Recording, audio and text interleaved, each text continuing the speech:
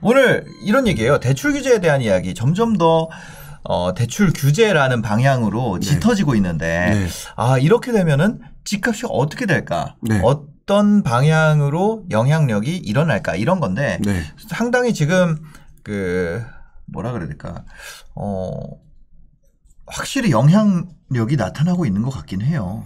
영향력이 없다라고 할 수는 없겠죠. 분명히 네네. 나타나긴 할 것이다. 네네. 네. 근데 분명한 거는 그 이후에 상황이 우리가 이제 많은 분들이 좀 생각하시는 것 중에서 뭐 대출 규제하면은 뭐 상대적으로 죄니까 뭐 집값이 떨어질 것이다. 이렇게 단편적으로 가기에는 시장의 사실상 좀 복잡해서 고민해야 될 부분이 고민할 문제들이 상당히 많고 그런 부분을 하나씩 짚어봐야 된다. 이렇게 말씀을 드려야 될 것 같아요. 지금 한번 살펴보시죠. 뉴스 보시면요. 쿠키뉴스 이거 국민일보의 뉴스죠. 서울 아파트 거래 꽁꽁 거래가 묶였다. 대출 규제 한파 또 온다. 또 온다는 거예요. 그렇죠. 26일 가계부채 대책 발표하고 DSR 규제 조기 확대하고 이렇게 되면은 부동산 거래가 더 줄고 가격 상승이 둔화되지 않을까 이렇게 기사가 나왔습니다. 그래서 뭐냐면 이 총부채 원리금 상환 비율이라는 걸 도입을 한다는 거죠. 그래서 요거를 확대 시행하는 방안이 나온다. 그러다 보니까 상승률이 둔화되지 않을까 이런 얘기인데 어떻게 보세요? 박원갑 위원께서는 뭐라고 했을까요? 금리까지 오르고 대출 규제까지 되고 근데 전세난이 여전하고 매물이 없어가지고 하락보다는 그냥 관망하는 소강 국면이 진행되지 않을까 이렇게 얘기를 해주셨네요. 그 윤지혜 연구원께서는 거래량이 더 줄어들 거다. 매수하려는 사람은 돈이 부족할 거고 매도하려는 사람은 매도하고 다른 데 가야 되는데 매매자금 마련하는데 어려움을 겪을 수 있다. 그래서 그냥 윤지혜 연구원께서는 0%대까지 그냥 그 자리에 머물 수 있다. 이렇게 얘기를 하고 대출이 막혔던 15억 원 초과 아파트들이 급등세가 나오고 있다. 어머. 이런 현상이 나타난다는 거죠. 그러니까 그래서 제가 지금 이 부분을 한 가지로 대출 규제는 집값 하락이다. 이렇게 보면 안 된다고 보는 게 각 요인별 또 각 영역별로 조금 세부적으로 좀 나눠서 볼 필요가 있을 것 같아요. 지금 이 내용을 보게 되면 우리 일반인들은 아마 이 영상을 보시는 분들도 아마 본인의 감정을 이입해서 생각을 하실 것 같아요. 그래서 내가 볼 때는 이렇다라고 생각하시는데 아마 각자 처해진 분들의 상황이 다 다를 건데 문제는 우리가 알고 있는 대표적인 게 투자 수요하고 실수요가 있잖아요. 그러면 투자 수요라고 보통 얘기하는 다주택자들의 분위기 그리고 우리들이 일반적으로 지금 많은 분들에 해당이 되는 실수요자들의 분위기 이런 부분들을 조금 나눠서 볼 필요가 있다. 그렇게 나눠서 봐야 될 필요가 있는데 한 가지 실수를 할 수 있는 가장 큰 문제가 아까 처음에 말씀드렸던 것처럼 많은 분들이 나의 상황에 빗대어 모든 것을 평가하려고 하는 그런 심리가 나타나게 될 텐데 그렇게 보시면 좀 안 될 것 같다. 이렇게 먼저 정리를 해야 될 것 같아요.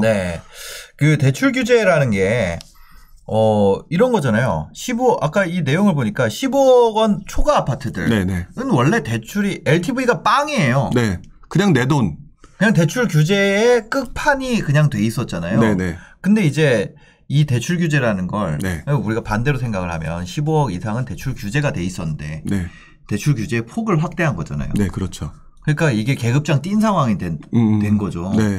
지금 여기 내용을 보면 15억 원 초과 아파트들이 급등세 나오는 이유가 어차피 대출 안 나오면 저가 아파트나 고가 아파트나 둘 다 안 나오는 상황. 그렇죠. 그러니까 바로 그 부분 때문에 많은 사람들이 이제 조금 혼란스러울 수 있는데 어차피 대출이 막혔던 15억 초과 아파트는 꽤 오래됐어요. 근데 오른다? 그러면 결국 내가 그 집을 사고 있는 사람들이 어쨌든 있다는 거잖아요. 근데 그 전에 뭔가가 있냐면 우리들이 그동안 상황을 보게 되면 서울 아파트의 공급은 줄어든다라고 하는 그 어떤 그동안 그 시장에서 알려져 있는 그 내용들이 그대로 이어져 있고요. 그다음에 지금 매수 뭐 보통 KB에서 말하는 매수 우위 지수라는 게 있잖아요. 네. 그게 떨어지기는 하겠지만 네. 그건 이제 실수요자 다주택자 이런 사람들 다 모여놓은 총량이니까. 근데 어쨌든 전반적인 분위기는 매수 우위 지수는 그대로 진행되거나 좀 높은 상태로 유지되고 있잖아요. 네. 그러니 그 돈이 여유가 있는 사람들은 그렇다면 골치 아프니까 그리고 이참에 분위기 이상으로 매수 우위 심리 공급 부족 그렇다면 그냥 뭐 나 돈도 있는데 네. 서울의 고가급 아파트에 들어가겠다라고는 심리가 나타날 수밖에 없고요. 네. 다만 이제 거기서 나타나는 현상 중에 하나가 모든 사람이 그렇게 생각하지는 않기 때문에 네. 거래량은 줄어들겠죠. 거래량은 줄어들지만 네. 지금 뭐 팔려는 사람들도 매수 우위 지수가 나타나고 있으니 조금 높게 내놓는 네. 거고 그 높은 것들이 거래가 한두 건 거래되면서 네. 고가 아파트들은 계속 거래량이 거래량이 아니죠. 그 거래가가 높아지는 그런 상황이 나타나는 네. 거예요. 저 그 궁금한 게 있습니다. 여기 크라이스트 LA 님께서 뭘 해도 상승으로 해석하면 해석에 의미가 있을까요? 그냥 부룡님은 네. 상승만 말하는 거 아니에요? 아니죠. 저는 하락에 대한 느낌을 받으실 때도 있나요? 사실 솔직히 말씀을 드리면 지금 현재의 상황이 변곡점의 상황이면 틀림이 없다라고 봐요. 아, 네네. 문제는 변곡점의 상황을 얘기를 하고 있음에도 네. 아마 제 말씀을 듣는 상대방은 네. 떨어지기를 원하는 분들도 있을 것이고. 그러니까 떨어지기를 바라는 마음은 누구나 갖고 있어요. 네. 지금 뭐냐면 다주택자에 대한 혐오가 너무 많잖아요. 그렇죠. 근데 차라리 떨어져가지고 그때는 아무도 관심이 없었어요. 네. 그게 나는 더 좋아. 개인적으로는. 지금은 뭐 내가 뭘 어떻게 하려고 그래도 안 되고 더 늘리려고 그래도 안 되고 그냥 아예 뭐 꽁꽁 이렇게 돼 있잖아요. 하락해서 저는 사람들 관심이 없는 게 어떻게 보면은 제 입장에서는 현금을 자산으로 바꿀 수 있는 더 많이 바꿀 수 있잖아요. 네. 그래서 저는 그게 더 좋아요. 네. 저는 현금보다 자산을 더 좋아하니까. 네. 근데 그런 거죠. 뭐 집에 없어서 실수요 하고 싶은 분도 네. 떨어지면 안 좋아요. 네, 그렇죠. 내가 전세 들어 있는 사람도 그렇죠. 그런 사람 전세에 있는 분들은 떨어지면은 좋잖아요. 네. 그러니까 뭐 그런 것 자기 그거에 따라서 다른 왔다 갔다 하는 건데. 저는 부룡님께서 네. 상승 외에 하락에 대한 얘기를 할 때가 올까? 이런 생각이 든다는 거죠. 저는 그런 네. 질문이 이제 채팅방에 올라와서. 네. 저는 분명히 제가 하락을 얘기할 때가 온다고 봐요. 온다? 네, 온다고 봐요. 온다. 네. 저는 무조건 상승론자도 아니고, 네네. 한편으로는 지금 현재로서는 상승론자예요. 네네네. 어떻게 보면. 네. 그런데 하락이 오기에는 지금 그 앞단에서 가장 기본적으로 돌아가고 있는 수요 공급의 원리라든지 네. 그거를 조금 더 세부적으로 나눴을 때 보면 네. 그동안은 사실 거의 다 오른다로 그동안 보는 관점이었다가 네. 이제 와서는 네. 혼조세가 나타나는 상황으로 들어서는 변곡점이다라고 저는 보는 입장이거든요. 이제 변곡점이 온다. 예, 근데 지금 아까 말씀드렸던 15억 초과 아파트라고 네. 하는 부분은 이미 몇 개월 전 네. 또는 1년 전부터 이미 안드로메다로 갔어요. 네네. 안드로메다로 가고 우리들이 논의해야 될 만한 대상. 왜 어차피 네. 대출을 못 받으니까 우리들이 사야 될 대상이 아니니까 네. 그들만의 리그 속에서 움직여지는 시장이 된 거고요. 그 시장을 지금 얘기한 거고 네. 그 중간 단계에 이제 또 그러면은 뭐 9억 이상 15억 미만 또는 그 6억 미만 뭐 이런 식으로 그 아파트들의 움직임에 따라서 나타나게 될 건데 네네. 결론부터 간단하게 말씀을 드리면 네네. 저는 15억 이상은 일단 안드로메다다. 안드로메다로 계속 간다, 걔네는. 지금 현재 상황으로서는 네. 속도는 늦어지지만 조금 갈 가능성이 높다. 그러니까 지금 뭐냐면, 뭐라고 해야 될까? 그냥 그거죠. 어쩔 수 없이 이래서 상승이라고 하는 건다. 네네. 그 장금이한테 맛 보여주는 거랑 똑같다는 거잖아요. 네. 뭐 이거 단맛이 나서 달았다 그러고 쓴맛이 나서 쓴다 그러는데, 지금 상승할 수밖에 없어서 상승이라고 하는 거다. 네네. 그거죠. 네, 그렇죠.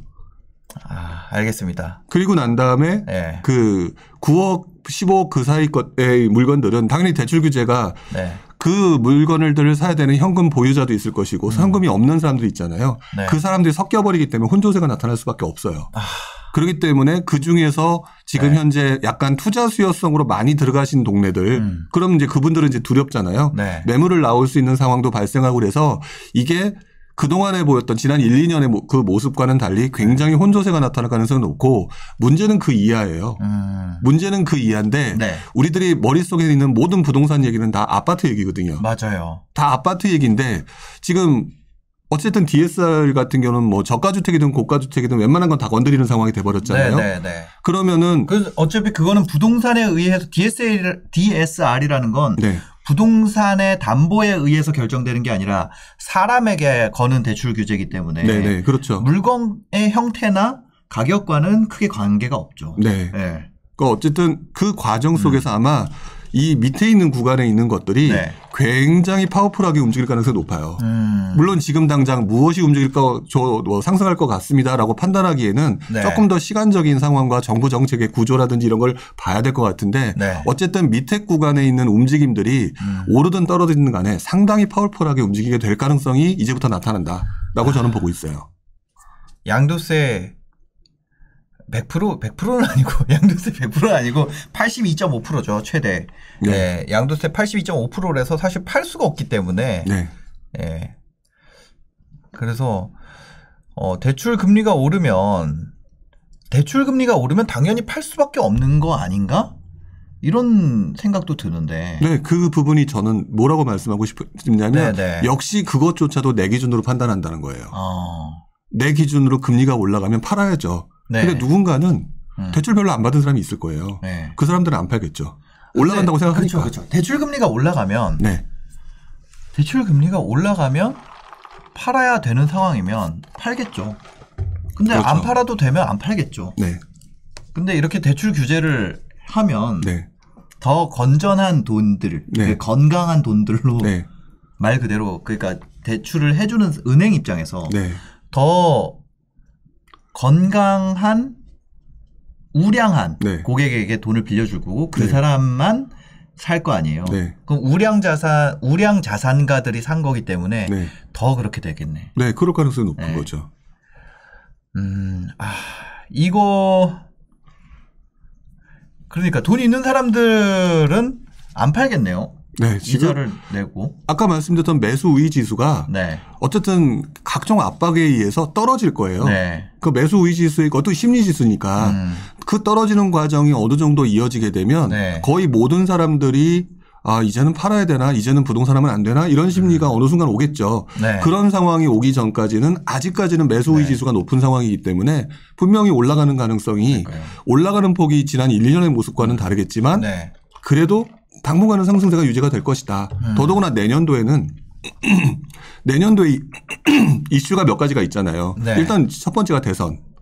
그다음에 두 번째가 내년도 돌아오는 계약갱신 청구권의 전세 가격 상승 가능성. 네. 뭐 이런 것들이 남아 있으니까 이런 것들이 어떻게 진행될지는 이제 사람들의 심리가 얼마나 바뀌느냐 이런 것들을 또 이제 앞으로 구간을 또 지켜보면서 판단해야 네. 되는 부분이니까 그런 상황을 생각해 봤을 때는 지금 상황에서는 떨어진다라고 말할 수 있는 상황이 아니라는 거죠. 네. 가끔 가다가 어떤 분들이 미국의 금리 인상 얘기를 하시는 분들도 있는데 네.